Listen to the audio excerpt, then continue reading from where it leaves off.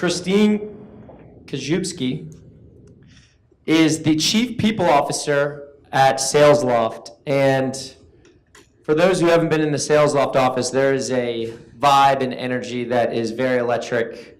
You walk in and things are getting done. And she is now the protector of that culture. So that's very exciting. Before SalesLoft, she worked at Commissions Inc., which is a fantastic success story in Atlanta. More of a silent killer, but very successful.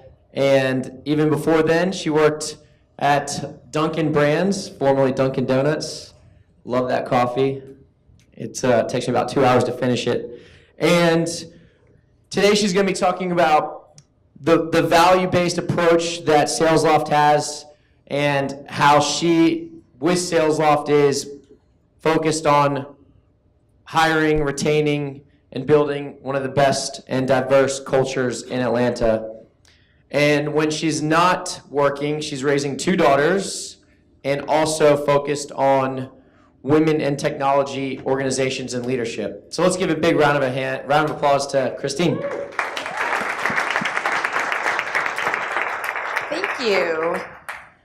I do have 2 daughters. I have loved the videos that Brad and Jeff showed earlier today.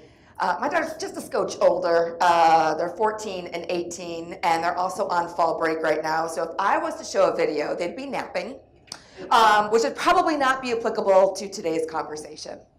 So thank you so much. As we kind of teed up, I've had a very lucky, diverse background. I started my career at Ford Motor Company. Anybody else from Michigan here? Okay, well then I will be able to tell my joke. Okay, so the joke is that they don't let you out of the state until you work for one of the big 3. And so I checked that box, went through the automotive downturn. After that, I worked for Dunkin' Brands, was with Dunkin' Brands when we went IPO. It was an exciting time, it was great. And then through all that growth, was able to work at 3 startups, SalesLoft being my most current place that I'm at, and I love it. And these organizations have been anywhere from 150 to 1,500 employees. So lots of growth. There's one constant through all of these organizations: large, small, fast growth, a little bit more historical, and that is people. And the thing is that there is nothing that is more important to your success than hiring great people.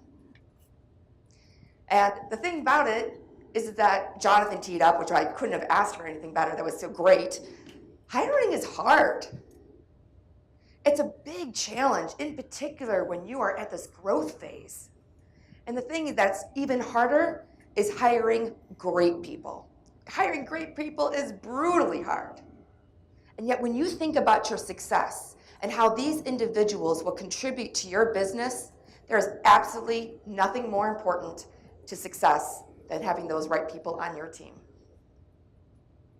So when you think about hiring, why? Why is it so hard? You're like, okay, so I just find a person, they have the skill set, that's great, they want to come work for our company, awesome.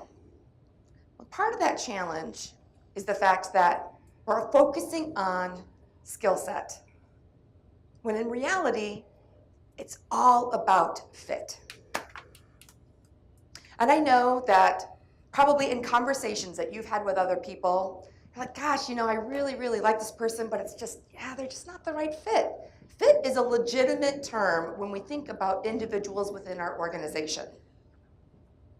And what makes fit so important is not just the core competencies that somebody has in order to accomplish the work that you want them to do. It's about how do they relate and how do they personally connect with not just the skill set, but also the core values. Do their core values meet what you need in your organization of your core values? Now I want to tell you a little story that just because you lead people operations does not mean you always get it right, okay? So about 4 years ago, I had previously in a previous job at Dunkin', I'd been traveling a lot. And as I mentioned, I had 2 daughters that are teenagers, and I decided I wanted to get off the road warrior thing, and I was going to go work at an organization. Had an opportunity to start an HR team there, which was exciting. The only challenge was that I was traveling from the west side of Marietta to the east side of Johns Creek. So for those of you outside of the Atlanta area, it was a wonderful about hour and 45-minute commute each way. It was great. So, so I had this genius idea. I was like, I am going to hire an au pair. This is going to be great. So we did the video interviews, and they made sure that they were CPR certified and could drive in the United States, and the girls liked this individual. It's perfect. It's going to be life-changing. So my au pair comes over. Her name's Annika. It's great. Within the first couple of weeks, I was like, there's a problem. What I valued in my home was, I wanted to make sure that somebody was taking care of my girls, and really, I value high sense of achievement and drive. Annika's intention was a little bit more. She valued like the experience and, going out with other au pairs. And so I was like, okay, well, that definitely was not the right fit. So sometimes you don't always get it right. But when we think about what was important to me and to my family versus what was important to Annika at that time was a sense of a lack of connection on these values. So let's unpack core values here for a minute. Really, what is core values, right? So core values truly, it's the fundamental beliefs. It's your foundation of what defines you as a person or as an organization. And when you apply your core values correctly, they help you understand that you are on that right path. You are on the road to success. What I love here is we say it's an unwavering guide.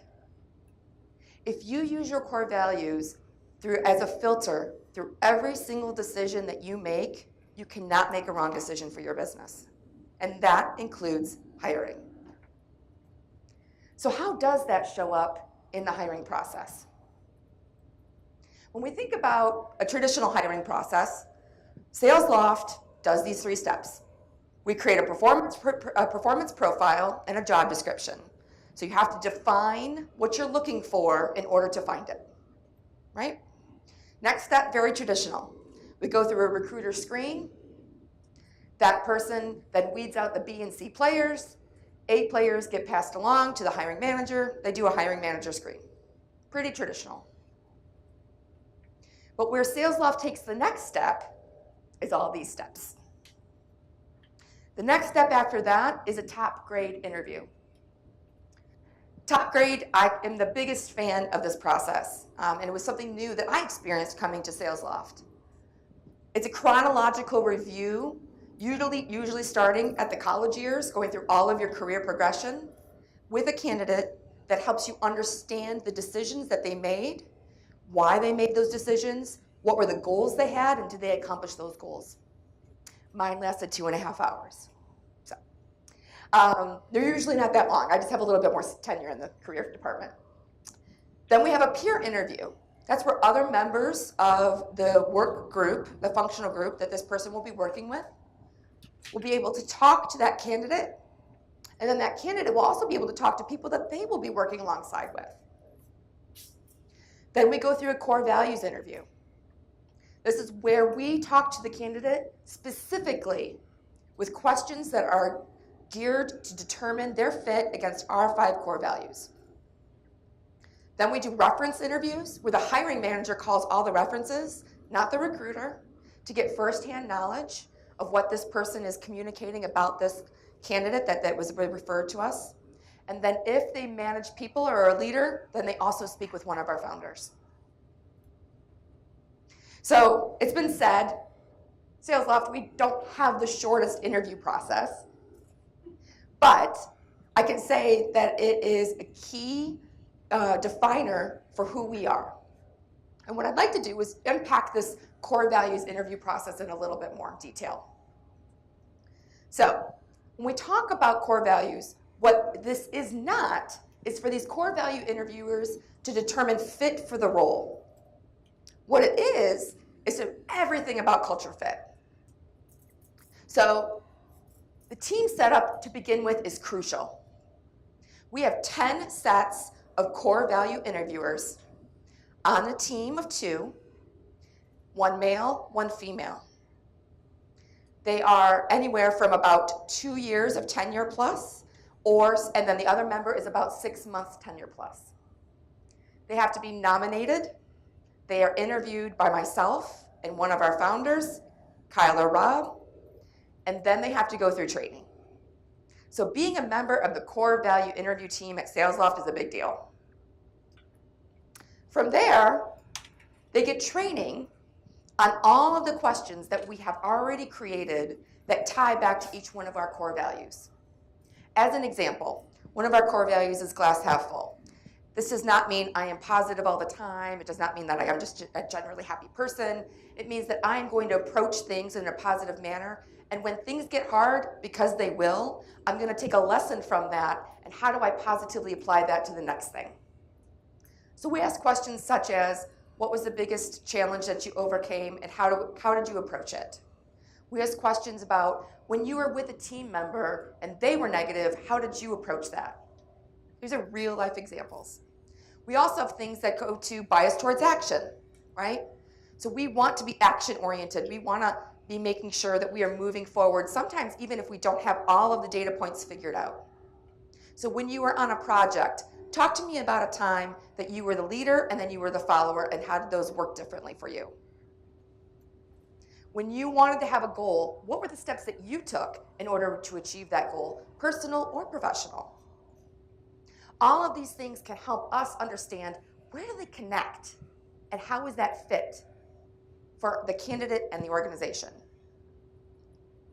And then lastly, with our core value interview team, the decision must be unanimous.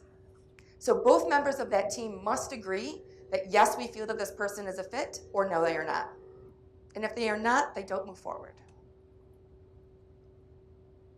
So how do we know that this is working? One key is that we get great feedback from our candidates. So any candidate that comes on site for an interview, even if they're not extended an offer of a job, gets sent a survey. Candidate experience is just the same as your customer experience. It's important. I want everybody to be feeling very positive when they leave. The things that they tell us is that, I felt such a great connection to your organization. I got to know a little bit more about what I'd be walking into. And it drives their desire to work at SalesLoft even higher. And in this tough hiring environment, that can't be any more important to their selection process, because they've got offers.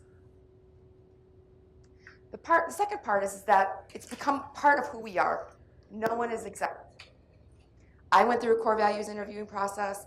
Every single other leader and employee that comes to SalesLoft goes through this step. Why is this important? Because this way, every single employee that works at SalesLoft knows that every leader that they work with, they work alongside with, that they see as other leaders of the other departments, has gone through that exact same experience. They know that they all fit our core values. The other piece is that it helps new employees ramp up quickly. When we talked about that connection early on, even in the interview process, when they come on their first day, I meet with every single new hire. We talk about the core values interview process. We talk about how they related to it, what their feedback was. And I give them the rally cry that they then should be held themselves and everybody else accountable in SalesLoft to our core values. Not 90 days from now, starting today. They are core values champion. It also contributes to our low turnover rate, because we know that there's that high level of fit within the organization because they personally connect with our core values. And most importantly to me, it helps our culture remain as we scale. So today we are at 309 employees. 50% of our organization has been at SalesLoft less than a year. All of our employees have gone through this process, and our culture has remained. Something I'm exceptionally proud of. So we're going to go back to this beginning. There's nothing more important to your company's success than hiring great people. And what I love is that I know that everybody in this room has an opportunity to hire somebody that is this amazing fit, and you will make a difference in these people's lives. And to me, there is no greater success than that. Thank you.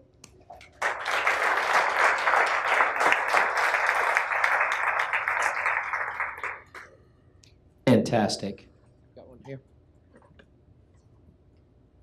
So in a fast growth company like SalesLoft, with that extensive of an interview process, there has to be pressure put against it. Like, we need to hire now. We're onboarding all these customers. We're short staffed. How are you? But you were there with yesterday. Right. Yeah. Exactly. How are you able to maintain the integrity of the interview process, yet also move with enough speed to actually, solve the business need? It's great business partnership. So everybody, including especially my hiring managers, believes in this process. We don't shortcut the process, even though I know that we have 59 current openings. I personally have 5 on my team.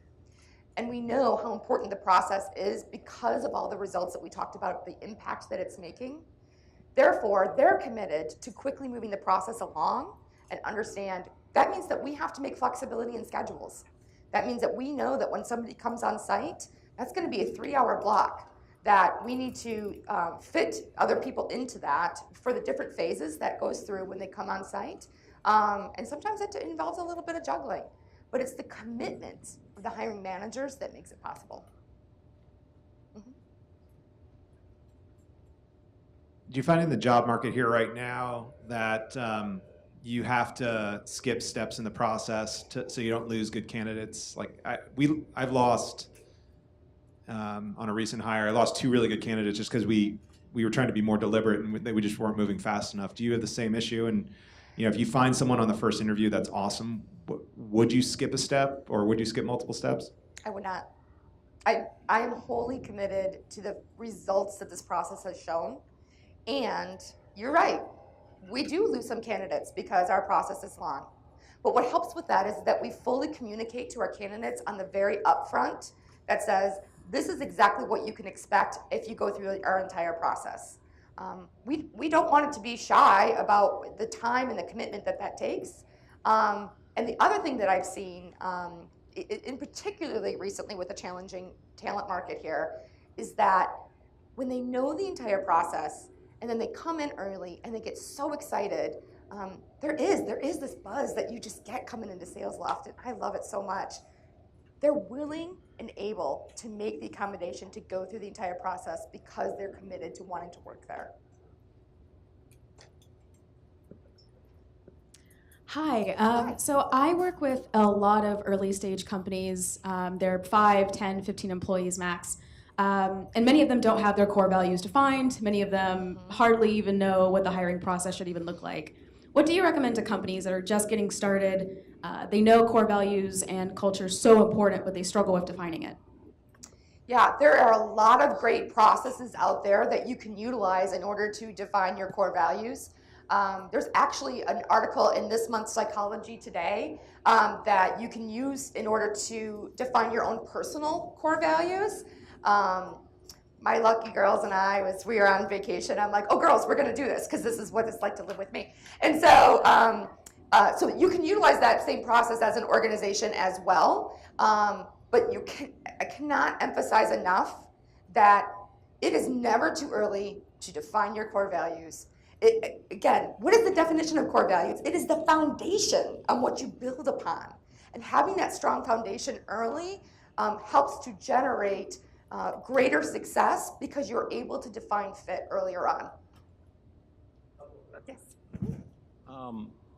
I guess where in your process do technical interview questions or, how do you know if they can really do the work? Or do you even do it at all? Because it sounds like there's a lot of culture talk. And I would almost like a candidate to say, I can do this, but I can't do it in 2 minutes while you're watching me. Correct. Right. So we have a lot of different... How do y'all handle that? Yeah, we do. We do a lot of different assessments. We have an engineering coding assessment that an individual will be assigned, and then it's up to them about how long it takes them in order to return it. We have a sales assessment, which is also part of it is a cognitive test, and then it is and that happens, it's a cognitive test, and then it's also a sales example, so they do a demo. Those happen after the hiring manager screen before they come on site. So you do job posting, recruiter screen, hiring manager screen. You weeded out your B and C players. Now you've got your group of A players. Usually that's when they get an assessment if that team needs an assessment. And then with that, they come back on site. I'm going to make sure that answered your question. Okay, great, perfect. Love the Sales Loft core values. What core value do you wish more startups had these days? Ooh, that's a great question. I'll let you steal Sales Lofts, more of Sales Lofts. Okay, well, thank you. I think the one that more startups could apply is the bias towards action. And what I mean by that is that we're constantly focusing on results. That's one that we can all relate to. But I remember when I interviewed and I was having a conversation with Rob Foreman, and we were talking about core values, and then I got into a great conversation with Kyle, and we were debating back and forth about all these core values, and he's like, what if you had to take one away from your current company? I'm like, I wouldn't. It's who it defines us. They were talking about how passionate they were around the bias towards action, because you move so fast and there's so much change, and there's sometimes a variable that we're just not aware of that cannot prevent you from moving forward. And that's what I love about it. So great presentation. My name is Hakeem Isaac with Unbox. So one thing I really love about your 8-step process is that not only are you accounting for like the corporate culture, but you're not overlooking the sub-cultures within an organization, which I think a lot of companies do overlook. So my question is that, have you found any assessment tools or any tools out there that can help maybe not only accelerate, but not lose the effectiveness of your guys' core values and making sure that this person is not only a great fit for the organization, but then a great fit for the team as well? Yeah, I think that the assessment tools that we are using help to assess skill set, but we rely on our own internal employees in order to evaluate core values or culture fit. And going through that very deliberate process about building out that core value interview team, the training, the interviewing, the assessing, the practice that goes along with it, the dynamics of the team, a little bit more tenured, new, male and female, all of that mix is what we have found is the best applicable use of our internal talent in order to evaluate core values. Right. So you talked a lot about the acquisition side of your team or people, but what about the evaluation side of your existing body of employees? And then secondary, you talked about part of the hiring process is to identify people within the organization that can evaluate these other people that are coming in. And you said male versus female, there's a split there. But what about the diverse nature of your actual team? So how do you start identifying the other people that need to be able to have input into this so that you can have an actual diverse or inclusive team? Great. Can you clarify a little bit more about the current evaluation of the current team? What in particular? Because that could go in a bunch of different ways. To a certain extent, I think you talked about there's segmentation inside your company. You've got marketing teams. You probably got pods that you delegate different tasks or different feature sets to. And so, how do you continually evaluate their skill sets that they are up to the task every single day to do the job that is relative to the position that you're in as a company, moving that fast-paced and growing so so quickly? Yeah, I'm going to answer it this way, but you tell me if this is not what you're looking for. We do a lot and we value highly in-the-moment feedback. So we don't have a formalized annual review process, so we don't wait 1 year or anything along those lines. We do quarterly reviews and check-ins.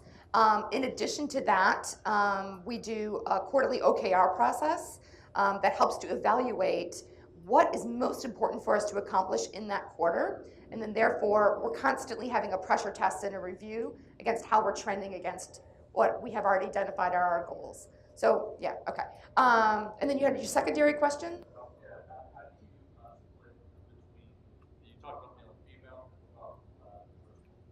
Yeah, we focus a lot on diversity and inclusion within SalesLoft.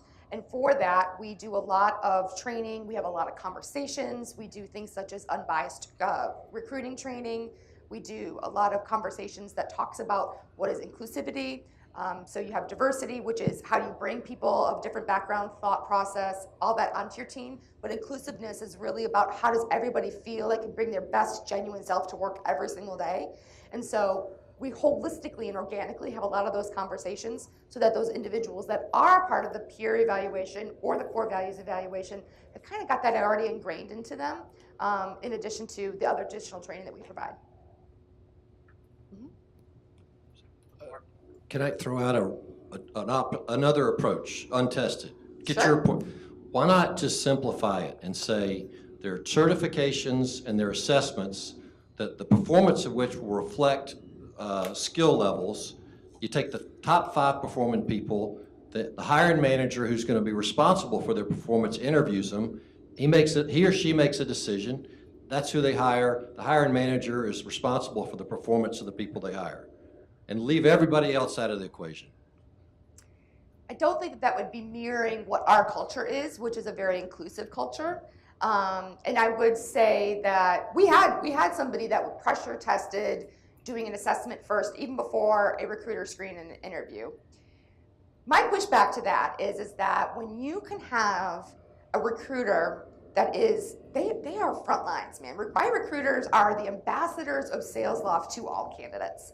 And I want them to be able to understand and connect with a candidate prior to them just sending an assessment cold, where they don't understand the value and the wonderful place that SalesLoft is to work. That's my personal approach. I know that companies do that, and that may be what works best for them. That's just not how I choose to do it, because I want to have that personal connection. And then because of the layers of the peer interview, the top grade, the core value interview, and then if you need to interview with a founder, it does. That takes a lot of time. But I also think that the win of that is a connection from the very first day. There's a lot lower turnover. We run about 1/3 that of industry average, and that results in higher productivity and higher levels of success. We've got one more.